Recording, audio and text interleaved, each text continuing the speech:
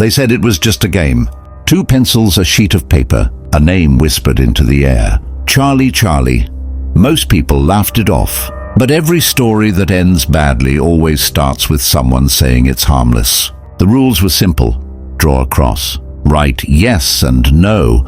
Balance one pencil on top of the other. Then ask the question, Charlie, Charlie, are you here?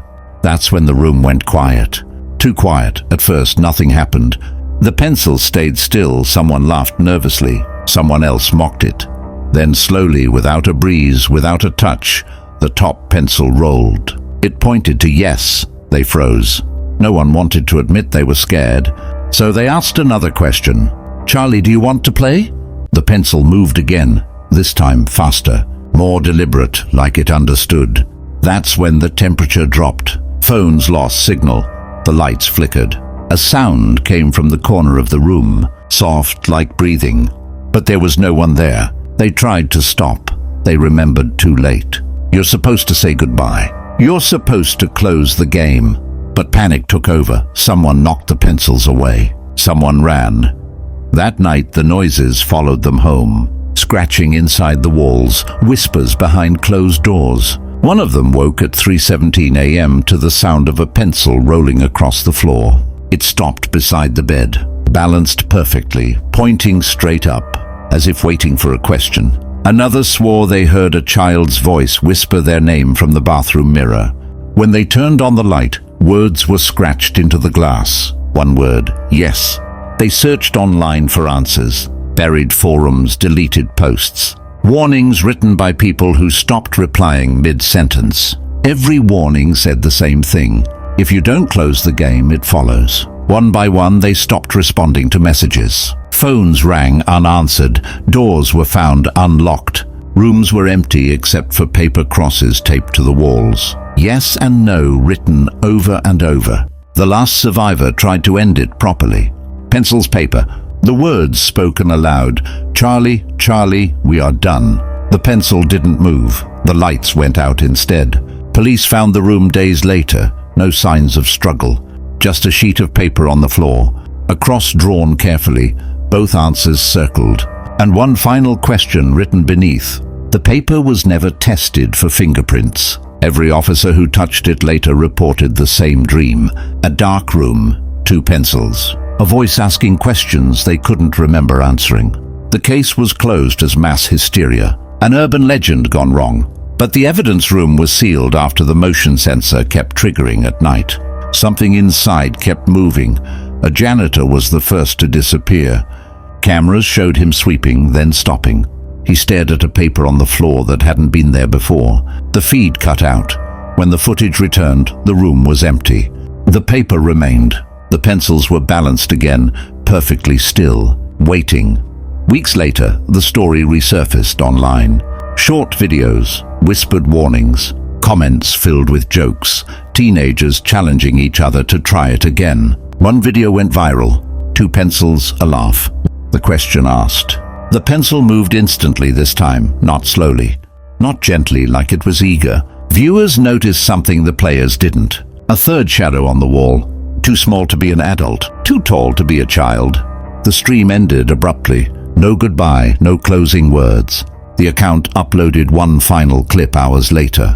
Just a piece of paper shaking on its own. People replayed it frame by frame. In the corner of the paper, beneath the cross, a new word had been written. Not yes, not no. It said, ask. From that night on, the game no longer needed pencils. People reported objects turning, coins, knives, even their phone screens tilting by themselves. The questions started appearing without being spoken, on walls, in notebooks, in the fog of bathroom mirrors. Always the same handwriting, always waiting. Those who ignored it heard scratching. Those who answered heard laughter. And those who tried to say goodbye found their voices didn't work. They realized the truth too late. Charlie was never summoned. He was invited. And invitations don't expire. Somewhere right now, something is listening.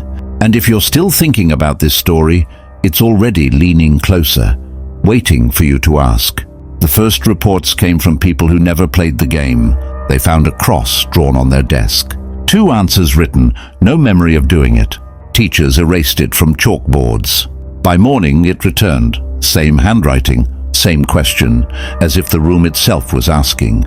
Hospitals noticed patients whispering in their sleep. Nurses leaned closer and heard the same phrase repeated over and over.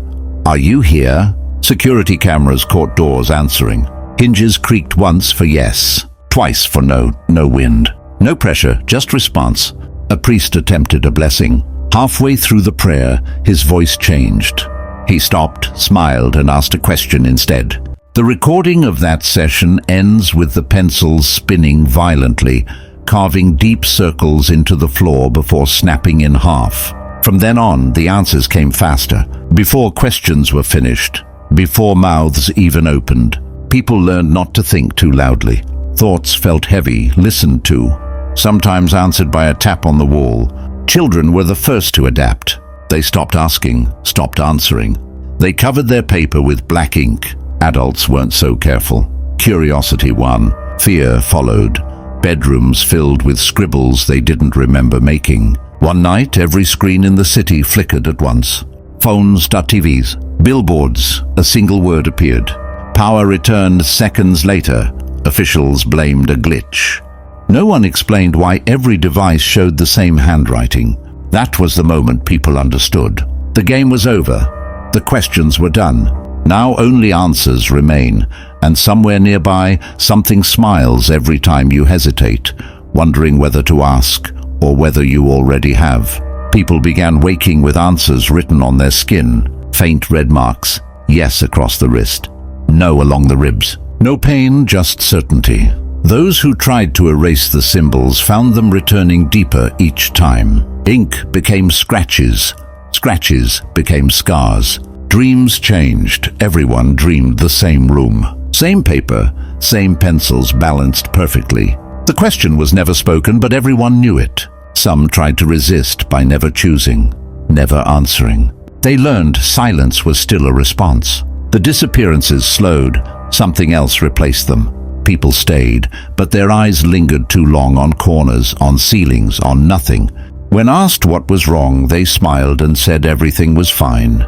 Then they asked a question back. Libraries burned old folklore books. Schools banned the name. The word Charlie vanished from signs and records.